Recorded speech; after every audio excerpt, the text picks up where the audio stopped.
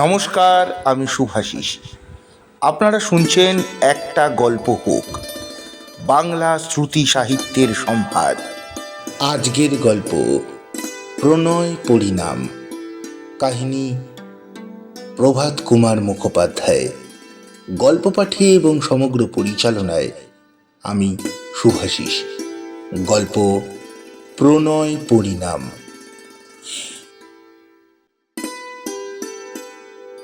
Hindu boys স্কুলের দ্বিতীয় শ্রেণীর ছাত্র মানিকলাল প্রতিবেশী বালিকা কুসুমলতার সঙ্গে প্রেমে পড়িয়া গিয়াছে। কবি গাহিয়াছেন, কেমন প্রেমিক আছে যে প্রথম দর্শনেই ভালোবাসে নাই। কে আমাদের মানিকলাল? কুসুমের সঙ্গে বাল্যকাল হইতে সে কত খেলা করিয়াছে। গাছের মগডালে উঠিয়া তাহাকে ছানাশুদ্ধ পাখির বাসা পাড়িয়া দিয়াছে, ঘোড়া সাজিয়া পৃষ্ঠে তাহাকে বহন করিয়াছে। কিন্তু তখন তো সে কোনরূপ চিত্তচাঞ্চল্য অনুভব করে নাই। কে জানে, হয়তো সে মনের মনে হৃদয়ে ভালোবাসিত। অন্তরের সুগোপন অন্তরালে সে প্রচ্ছন্ন প্রবাহের অস্তিত্ব নিজে অবগত ছিল না। মানিকলাল নিজের কাছে নিজে ধরা পড়িয়াছে সম্প্রতি মাত্র। সেদিন মানিক কুসুমদের বাগানে পেয়ারা পাড়িতে গাছে উঠিয়াছিল। কুসুম মাতার সঙ্গে গঙ্গা স্নান করিয়া বাড়ি ফিরিতেছে। কুসুমের পরিহিত বসনখানি জলসিক্ত, পৃষ্ঠলম্বিত ঘন কৃষ্ণ কেশরাজির প্রান্ত দিয়া ফোঁটা ফোঁটা জল পড়িতেছে। আর্দ্র মুখখানি প্রভাতের সোনালি রৌদ্র লাগিয়া প্রতিমার মতো চিকচিক করিতেছে। দেখিয়া মানিক হৃদয় হারাইল। ইহারা চলিয়া গেলে পর মানিক তাহার অন্তরে যেন এক অপূর্ব আলোকের রশ্মি প্রতিভাত দেখিল। সে আলোক তাহারা মনদেহের প্রতি পরমাণুটিকে যেন বেরিয়া নৃত্য করিতে লাগিল। আলোক মন অতিক্রম করিয়া ক্রমে তাহার চক্ষু যুগলে আসিয়া উপনীত হইল এবং নিমেষের মধ্যে নিখিল বিশ্ব চরাচরে ছড়াইয়া পড়িল। সেই নবীন আলোকে মানিক আকাশের পানে চাহিয়া রহিল। আকাশ আশ্চর্য নীল, এমন কখনো দেখে নাই। বসুন্ধরার প্রতি দৃষ্টিপাত করিল। বসুন্ধরা আজ পরমা সুন্দরী। দূরে দীর্ঘি কাতিবে ঘুঘু ডাকিতেছে, উকু পাখি কলরব করিতেছে, বউ কথাকেও মাঝে মাঝে ঝংকার দিতেছে। পাখির ভাষায় যেন আজ দুজন প্রাণ, নতুন সুর।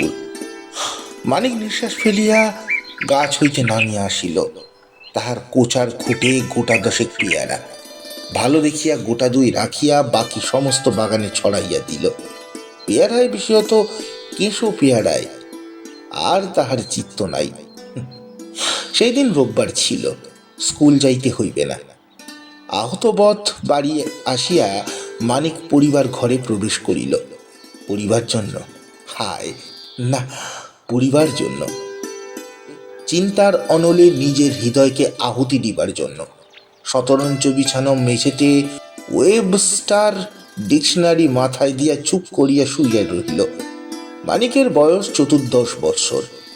এই বয়সেই সে বাংলা উপন্যাস পড়িয়াছে রাশি রাশি। মৃণালিনী, চন্দ্রশেখর, উদ্ভ্রান্ত প্রেম হইতে আরম্ভ করিয়া বটতলার পারুলবালা, সোহাগিনী, বৌরানী প্রভৃতি কিছুই আর বাকি নাই। শুইয়া শুইয়া মানিক আকাশ পাতাল চিন্তা করিতে লাগিল। তাহার মনে হইতে লাগিল দুঃখ যেন তাহার হৃদয়ে ধরিতেছে না, উতলাইয়া যেন গ্রন্থ হইয়া বাহির হইতেছে। কেন দেখিলাম? হরি হরি, কি দেখিলাম তো মরিলাম না কেন? আমার মনে আগুন এই কুল কাঠে রাঙার কে জ্বালিল রে? নিভিবে কি কতদিনে? হায় কতদিনে? ইত্যাদি। কিয়ৎক্ষণ পরে শীষ দিতে দিতে লম্ফ দিয়া মানিকের সহপাঠী বন্ধু বিপিন এবং শরৎ প্রবেশ করিল। বিপিন আসিয়া একেবারে মানিকের চুল ধরিয়া বলিল, কিরে স্টুপিড, ঘুমোচ্ছিস নাকি? মার্বেল খেলবি নে? মানিক উঠিয়া বিপিনের গাড়ি হঠাৎ একটি চর কষাইয়া দিল। বিপিন হতভম্ব। শরৎ বলিল, তোর কি হয়েছে রে? মারামারি করতে চাস? আয় বলিয়া শরৎ আস্তিন গোটাইতে লাগিল। বিপিন বলিল, আহ শরতা, কি করিস? মানিকের পানি ফিরিয়া বলিল, লেগেছে ভাই, রাগ করেছিস? মানিক বলিল, মানুষ শুয়ে রয়েছে, চুল ধরে টানলি কি বলে? শরৎ মানিকের চুল ধরিয়া টানিয়া বলিল, আহ আহা, এরকম করে টানলে বুঝি আবার লাগে? তাহার আশা ছিল তাহাকেও মানিক চড় মারিবে, তাহা হইলে তৎক্ষণাৎ শরৎ তাহার সহিত খুশি লড়িতে আরম্ভ করিবে। কিন্তু শরতের মনোবাঞ্ছা পূর্ণ হল না। মানিকের ক্রোধ নিরীহ বিপিনের ওপরেই সবটা খরচ হইয়া গিয়াছিল। মানিক শটান হইয়া শুইয়া পড়িল। শরৎ বলিল, না খেলিস, না খেলবি, বাড়ি তো বই গেল কিনা বলিয়া বিপিনের হাত ধরিয়া বলিল, চল রে বিপিনে। বিপিন যাইবার সময় বলিয়া গেল, মানিক রাগ করিস নে ভাই, যদি লেগে থাকে তোর বিলক্ষণ শোধ তুই নিয়েছিস। মানিক আর ফুটবল খেলে না, জিমন্যাস্টিক করা একবারে ছাড়িয়া দিয়াছে। দ্বিপ্রহরে স্কুল পলাইয়া গঙ্গা তীরে বসিয়া কবিতা লিখে। প্রভাতে সন্ধ্যায় নানা ছলে কুসুমদের বাড়ি গিয়া কুসুমকে দেখিয়া আসে। কুসুম মেয়েটি দেখিতে খুব সুন্দরী না হোক, মুখখানি বেশ ফুটফুটে, পিতামাতার শেষের সন্তান, ভারী আদরের মেয়ে। কুসুম এই কার্তিক মাসে 11 বছরে পড়িয়াছে। 2-1 স্থানে বিবাহের কথাবার্তা হইতেছে এবং এখনো পাকাপাকি কোথাও স্থির হয় নাই। মানিক ক্রমাগত কুসুমের সঙ্গে দেখা করিয়া, কথা কহিয়া, জিনিস দিয়া তাহার সঙ্গে একটু বেশি করিয়া ঘনিষ্ঠতা করিয়া রইল। মানিকের প্রতি কুসুমেরও একটা টান যেন দেখা যাইতে লাগিল। বৈশাখের শেষে কলেজ বন্ধ হইয়া যাওয়াতে মানিকের এক বিস্তুত ভাই প্রভাস আসিয়া উপস্থিত হইল। প্রভাস মানিক অপেক্ষা 3 বৎসরের বড়। মানিক তাহাকে কতকটা গুরুজন বলিয়া গণ্য করিত এবং ভয় করিয়া চলিত। প্রভাস আসিলে মানিককে পড়া জিজ্ঞাসা করিত, অঙ্ক কষিতে দিত, পিতামাতার প্রতি ভক্তি, অসৎ সঙ্গের দোষ, অধ্যাবসায় প্রভৃতি বিষয়ে উপদেশ দিত। কিন্তু কলিকাতার বন্ধুগণের মধ্যে প্রভাস একজন নীরব কবি বলিয়া বিখ্যাত। তাহার মনের রন্ধ্রে রন্ধ্রে রোমান্স, কেবল প্রেম পাত্রীর অভাবে কোনো মতে প্রেমে পড়া হইতে বিরত আছে। সে আসিয়া মানিকের ভাবগতি দেখিয়া বারংবার জিজ্ঞাসা করিতে লাগিল, ব্যাপার কাটা কি?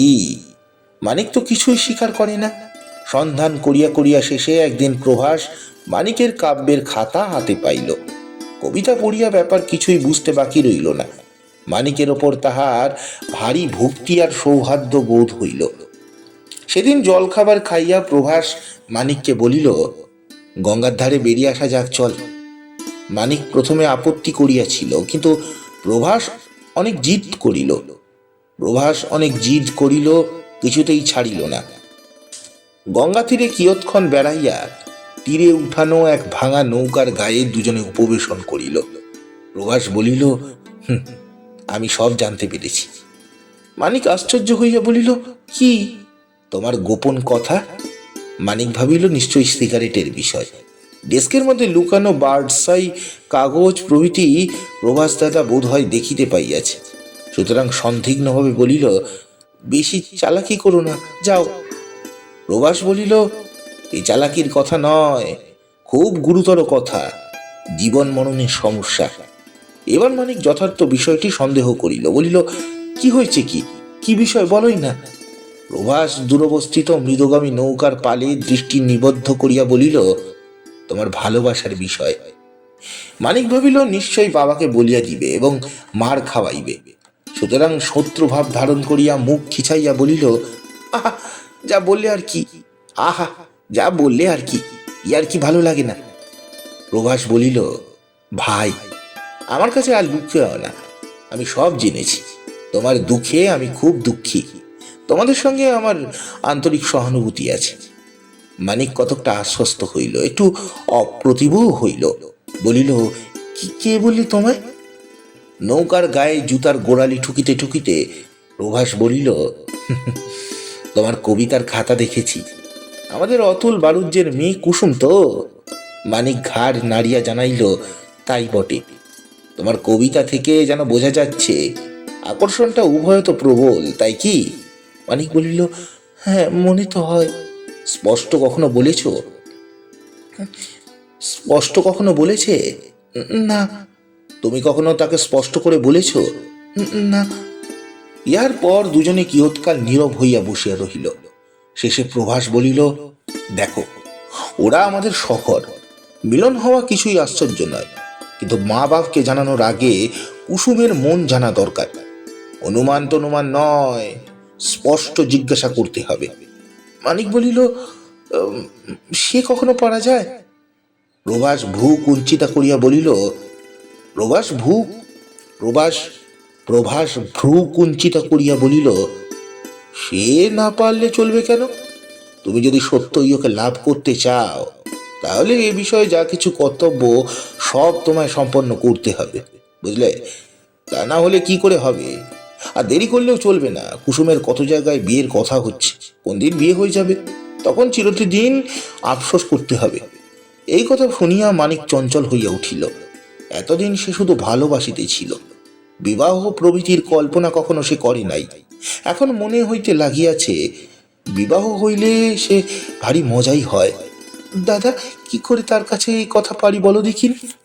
তা আমি শিখিয়ে দিচ্ছি।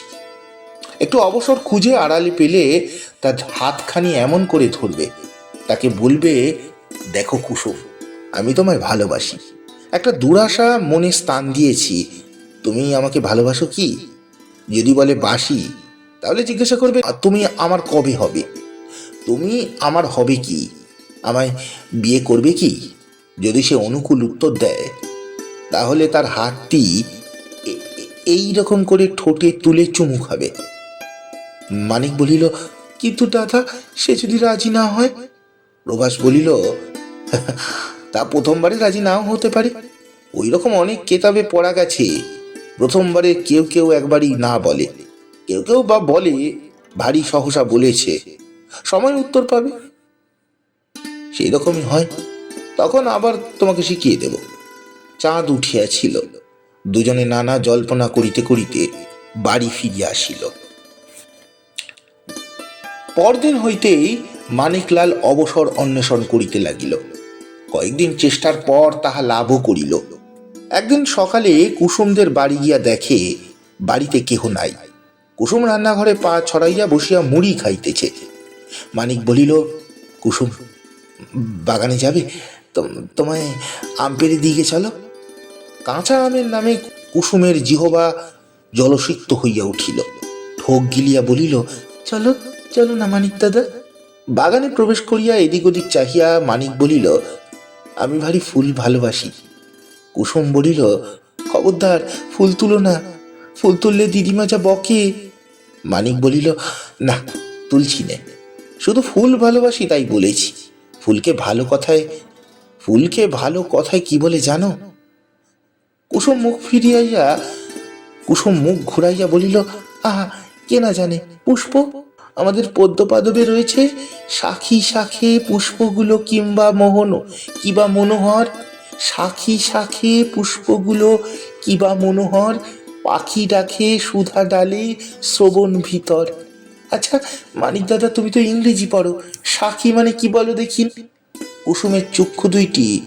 কুসুমের চক্ষু দুইটি মানিকের পানে চাকিয়া হাসিতে লাগিল। মানিক বলিল, পুষ্প ছাড়া ফুলের আর কি নাম হয়? আহা, তুমি আগে এই কথার উত্তর দাও না মশাই, শাখী মানে কি? শাখী মানে বৃক্ষ। জানি রে। বলিয়া কুসুম হাসিতে হাসিতে মাথা নাড়িল। মানিক বলিল, এখন বলো, পুষ্প ছাড়া ফুলের আর কি নাম হয়? আর কি নাম হয়, দাঁড়া ভাবি। বলিয়া কুসুম ঠোঁট নাড়িয়া বিজ বিজ করিয়া বকিতে লাগিল। বোধ হয় কোনো কবিতা আবৃত্তি করিতেছিল। মানিক বলিল, কু। কুসুম বলিল, কু কু কি? কুহু কুহু রব করি ডাকিছে কোকিল। কুসুম, ও ওগো, মনে পড়েছে, ফুলের আরেকটা নাম কুসুম গো, কুসুম। কুসুম দুলায়ে ধীরে বহিছে অনিল। আচ্ছা মানিক দাদা, অনিল মানে যদি বলতে পারে তবে তো বুঝি। অনিল মানে বাতাস। বালিকার চোখে একটা আনন্দ আর প্রশংসার আলোক দেখা দিল। মানিক যথাশিক্ষা কুসুমের হাতখানি ধরিল, ধরিয়া বলিল, বুঝতে পারলে না? আমি ফুল ভালোবাসি বলছি, তার মানে আমি কুসুম ভালোবাসি। আমি তোমায় ভালোবাসি কুসুম, তুমি আমায় ভালোবাসো? কুসুম দ্বিধামাত্র না করিয়া বলিল, হ্যাঁ। মানিক বলিল, দেখো কুসুম, অনেক দিন থেকে একটা দুরাশা মনে স্থান দিয়েছি, তুমি আমায় বিয়ে করবে? প্রথম কথাটার মানে কুসুম কিছুই বুঝিতে পারে নাই।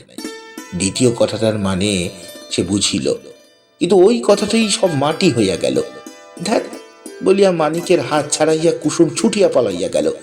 তাহার পায়ের মল ঝমঝম করিয়া বাজিতে লাগিল। যতক্ষণ দেখা গেল মানিক তাহার পানে চাহিয়া রহিল। কুসুম চক্ষুর অন্তরালে হইলে মানিক ব্যাপারটা মনে মনে পর্যালোচনা করিতে লাগিল। বিবাহের নামে কুসুম অমন করিয়া ছুটিয়া পলাইল, তাহার অর্থ কি? তবে কি কুসুম সম্মত নয়? অধীত উপন্যাসগুলো মানিক একে একে স্মরণ করিতে লাগিল। ক্রমে মনে একটা মীমাংসা পাইল, লজ্জা প্রণয়ের চির সহচর। কুসুমের পলায়নের কারণ যে লজ্জা, সে সম্বন্ধে তাহার মনে আর কোনো সংশয় রহিল না। প্রভাস শুনিয়া বলিল, তবে আর কোনো চিন্তা নাই।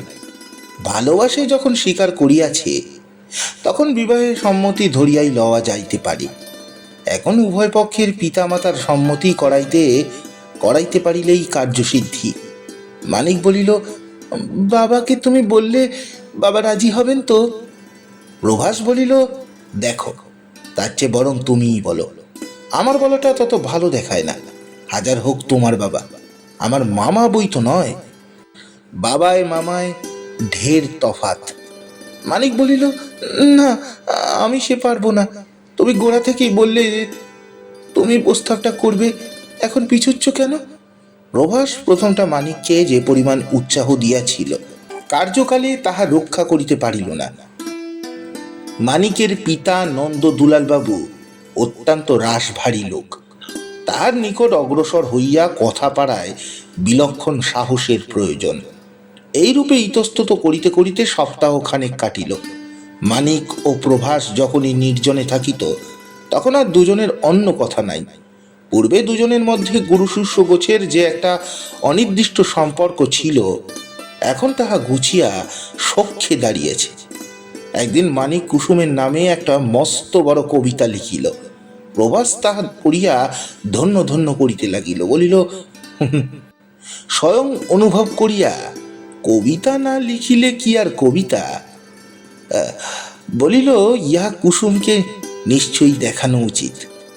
উত্তর চিঠির কাগজে লাল কালির বর্ডার টানিয়া নীল কালি দিয়া মানিক কবিতাটি নকল করিল। তারপর আবার অবসর খুঁজিয়া কুসুমের সঙ্গে নির্জনে সাক্ষাৎ করিল। কুসুম কবিতা লইয়া পড়িল। কি বুঝিল সে জানে। মানিক বলিল, কুসুম, তুমি এটি রাখবে? কুসুম বলিল, হ্যাঁ, রাখবো বই কি। মানিক কুসুমের আগ্রহ দেখিয়া আনন্দে অধীর হইয়া বলিল, কারুকে দেখাবে না তো কুসুম? কারুকে দেখাবে না তো কুসুম? কুসুম প্রবলভাবে ঘাড় নাড়িয়া বলিল, কারুকে নয়, খুব লুকিয়ে নিয়েছে ও। কোথায় রাখবে? কেন, আমার বাসকে? মানিক নিশ্চিন্ত হইয়া বাড়ি ফিরিয়া আসিল। ওদিকে পরম সত্যবাদিনী কুসুম বাড়ি গিয়াই বলিল, দিদি, একটা কথা বলি শোনো। তাহার দিদির নাম নলিনী। সে 16 বৎসরের বিবাহিতা, স্বামীর প্রেমে ভরপুর, মনের সুখে হাস্য কৌতুকময়ী। দিদি আসিলে কুসুম বলিল, মেজদি, একটা মজা দেখবি? কি? কুসুম খামখানি বাহির করিয়া বলিল, কারুকে বলবি নে। কার চিঠিলা? বলিয়া নলিনী ছো মারিয়া খাম কাড়িয়া লইল। মুহূর্তের মধ্যে তাহা খুলিয়া পড়িতে আরম্ভ করিল। কুসুমলতা, মনির কথা, শোনো সই। বলিয়া নলিনী অবাক। সে পাতা উল্টিয়া নাম খুঁজিয়া দেখে কোথাও নাম নাই। জিজ্ঞাসা করিল, এই চিঠি কোথায় পেলি? কোথায় পেলি? মানিক দাদা দিয়েছে। কে? মেনকা? হ্যাঁ। নলিনী গালে হাত দিয়া বলিল, ও মা, কি হবে, তোকে এইসব লিখছে কেন? কুসুম ভীত হইয়া বলিল, তা কি জানি। এই যে ভালোবাসার কবিতা, তোদের ভালোবাসা হয়েছে নাকি লো? তোদের ভালোবাসা হয়েছে নাকি লো? কুসুম বলিল, মেনকা আমায় একদিন বলেছিল যে আমি তোমাকে ভালোবাসি। নলিনী ঈষৎ হাস্য করিয়া বলিল, আহা, তা বেশ, ছেলেটির পছন্দ ভালো, বলিয়া পড়িতে আরম্ভ করিল। কুসুমলতা মনির কথা শুনো সই, দিবা রজনী তব মুখখানি মনে লই। পড়িয়া নলিনী হাসিয়া কুটি কাটি বলিল, দুনিয়ায় আর মিল খুঁজে পেলে না, শেষে লিখলে কিনা মনে লই, তার চেয়ে চিড়ে দই লিখলে ঢের বেশি সরস হতো। কি বলিল কুসমি, শোন দেখি। কুসুমলতা মনের কথা শুনো সই, দিবা রজনী তব মুখখানি চিড়ে দই। চিড়ে দই অর্থাৎ কিনা চিড়ে দই দেখলে কারো কারো যেমন খাবার লোভ হয়, তোমার মুখখানি দেখলে আমারও সেই রকম লোভ হয়, বলিয়া নলিনী হাসিতে লাগিল। হাসির শব্দে মা আসিয়া প্রবেশ করিল। বলিলেন, অত হাসছিস কেন, অত হাসছিস কেন, কি হয়েছে কি? নলিনী মার হাতে চিঠি দিয়া বলিল, এই নাও মা, তোমার ছোট জামাই তোমার মেয়েকে কি লিখেছে দেখো। মা লেখার পানে চাহিয়া বলিলেন, কথার ছিরি দেখো না, কি বলি তার ঠিক নেই, কি বলে তার ঠিক নেই, কি এ? নলিনী মার কাছে গিয়া বলিল, ভালোবাসার চিঠি। অত বড় মেয়ে হলো, বিয়ে দিচ্ছ না? তা মেয়ে নিজের বর নিজেই ঠিক করে নিয়েছে। মা তো অবাক, বলিলেন, কে লিখেছে এসব? সে পরে বলবো, আগে শোনোই না, বলিয়া মার হাত থেকে কবিতা লইয়া নলিনী পড়িতে আরম্ভ করিল। কুসুমলতা মনের কথা। কুসুমলতা মনের কথা শোনো সই, তব মুখখানি দিবা রজনী মনে লই। শয়নে স্বপনে কিংবা জাগরণে সদা সর্বদা চিন্তা করি তোমা, রূপ নিরূপমা ওগো প্রেমদা।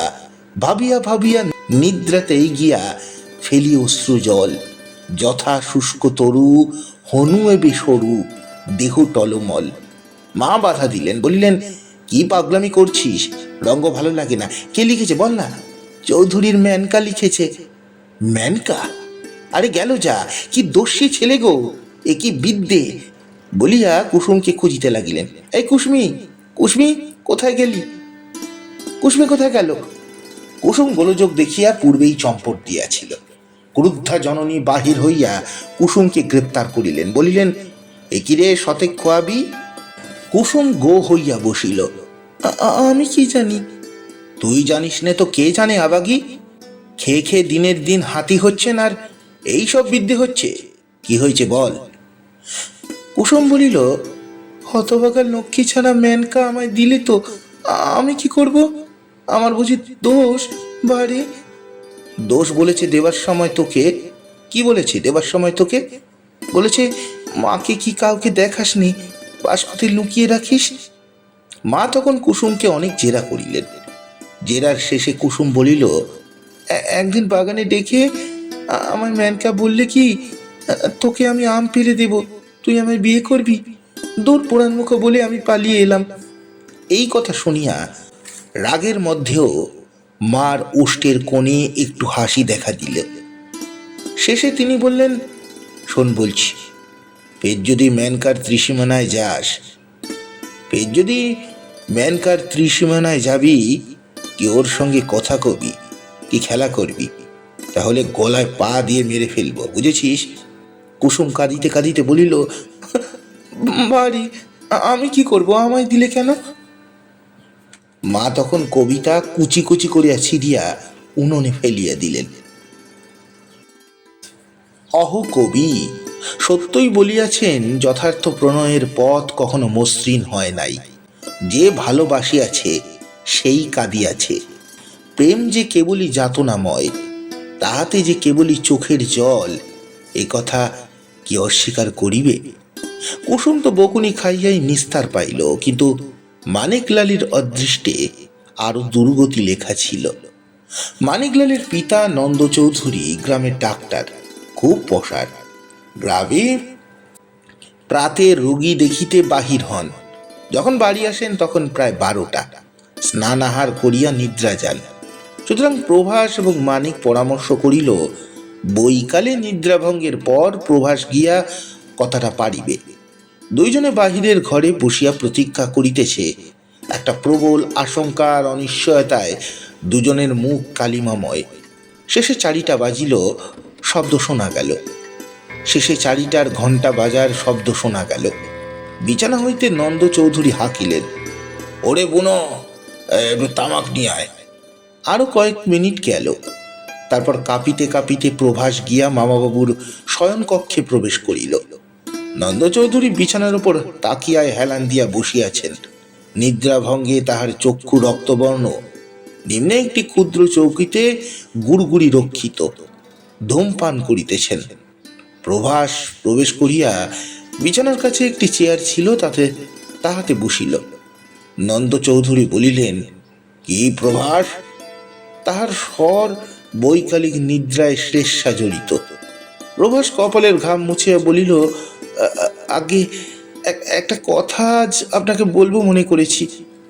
নন্দ চৌধুরী উৎসুক হইয়া গুড়গুড়ির নল মুখে খুলিয়া প্রভাসের পানে চাহিয়া অস্ফুট স্বরে বলিল, কি? প্রভাসের হৃৎকম্প উপস্থিত হইল। মনে হইতে লাগিল, কেন আসিলাম, কেন এই জালে নিজেকে জড়াইলাম? কিন্তু আরম্ভ যখন করিয়াছে, আসরে নামিয়াছে, শেষ পর্যন্ত যাইতেই হইবে। সুতরাং বাক্য স্ফুরণ করিতে বাধ্য হইল। বলিল, আমাদের মানিক্যের জন্য ভারী চিন্তিত হতে হয়েছে। কেন, কি হয়েছে?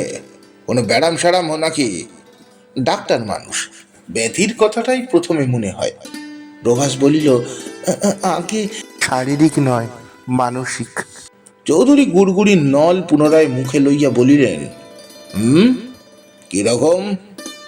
ও এক মেয়ের সঙ্গে লাভে পড়েছে। গুড়গুড়ির নল মুখ হইতে একেবারে বিছানায় ফেলিয়া নন্দ চৌধুরী উঠিয়া বসিলেন। বলিলেন, হ্যাঁ, কি বললে? প্রভাস তাহার ভঙ্গি দেখিয়া বিপদ গুনিল। বলিল, আগে একটি মেয়ের সঙ্গে প্রণয় হয়েছে। প্রণয় হয়েছে? সে আবার কি রকম? ব্যাপারটা কি? কার সঙ্গে প্রণয় হয়েছে? আগে অতুল বারুজ্যের যে কুসুমলতা বলে একটি মেয়ে আছে, তার সঙ্গে ও লবে পড়েছে। তাই আপনাকে বলতে এসছি, যদি ওর জীবনে সুখ চান তবে কুসুমের সঙ্গে ওর বিবাহ দিন। নন্দ চৌধুরী শুনিয়া গম্ভীর হইয়া তামাক খাইতে লাগিলেন। কিয়ৎক্ষণ পরে স্বর একটু নামাইয়া বলিলেন, তা কি রকম লবে পড়ল? প্রভাস মনে মনে অত্যন্ত উৎসাহিত হল। ভাবিল, তবে সন্তানের দুঃখে পিতার মন গলিয়াছে। বলিল, আগে কি রকম করে পড়ল তা বলা কঠিন, তবে এই পর্যন্ত বলতে পারি যে আকর্ষণটা উভয় তো প্রবল। চৌধুরী বলিলেন, উভয় তো প্রবল বটে বটে। বিয়ে করতে চায়? মাথা নিচু করিয়া ধীরে ধীরে প্রভাস বলিল, আগে এই তো এইমাত্র স্বাভাবিক পরিণাম। মানিক বলেছে, যদি বিয়ে না হয় তাহলে ওর জীবন মরুভূমি হয়ে যাবে। চৌধুরী বলিলেন, মরুভূমি? বলিয়া তামাক টানিতে লাগিলেন। প্রভাস একটু অপেক্ষা করিয়া বলিল, প্রথম প্রণয় প্রায় ভারী গভীর হয়, তাকে বাধা দিতে যাওয়া অনেক সময় সর্বনাশ। চৌধুরী বলিলেন, ম্যান কাকে ডাকো। প্রভাস উঠিয়া পরিবার ঘরে গেল। দেখিল মুখে হাতে মুখ ঢাকা দিয়া মানিক শুইয়া আছে। একটু হাসি মুখে বলিল, মানিক, যাও ভাই, মামাবাবু ডাকছেন।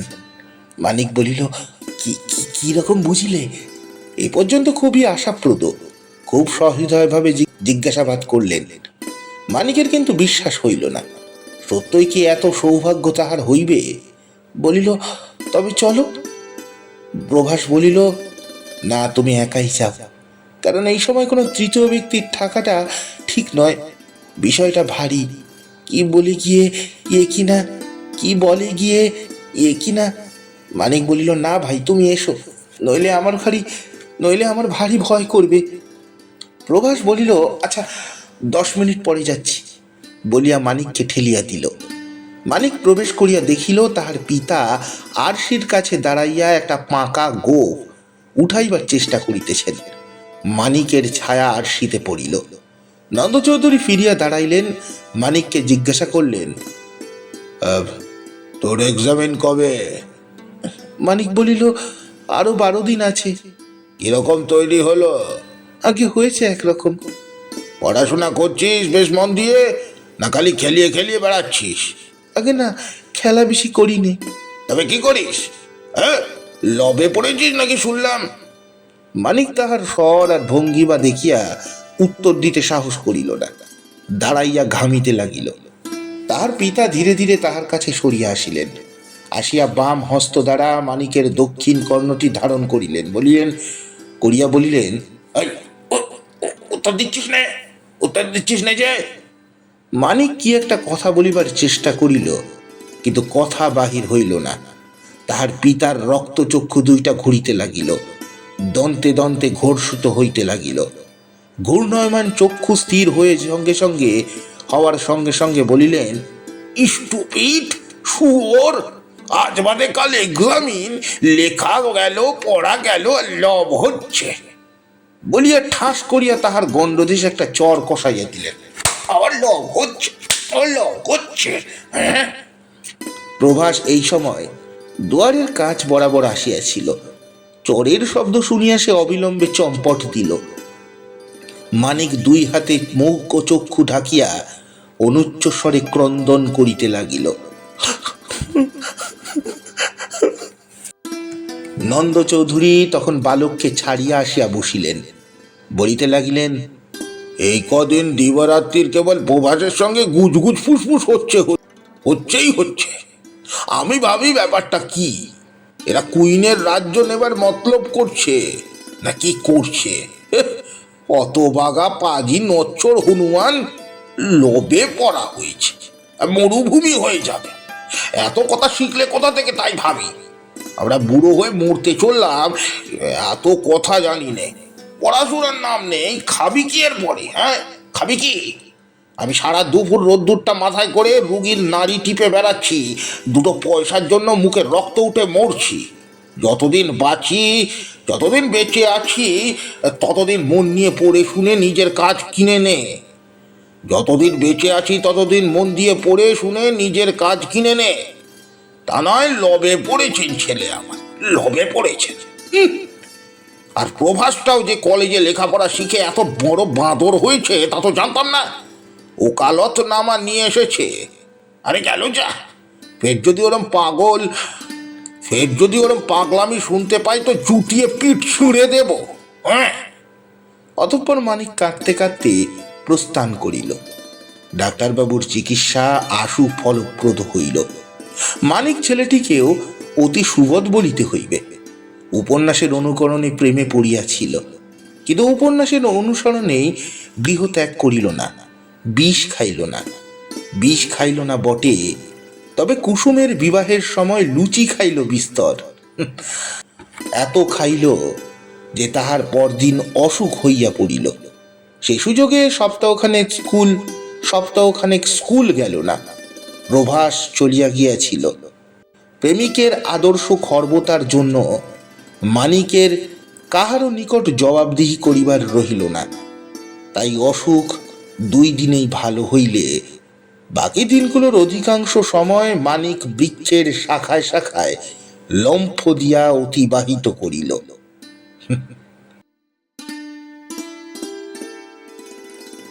সমাপ্ত। গল্পটি আপনাদের কেমন লাগলো অবশ্যই জানাবেন। গল্পটি ভালো লাগলে লাইক, কমেন্ট, সাবস্ক্রাইব ও শেয়ার করে আমাকে সাপোর্ট করতে ভুলবেন না। নমস্কার।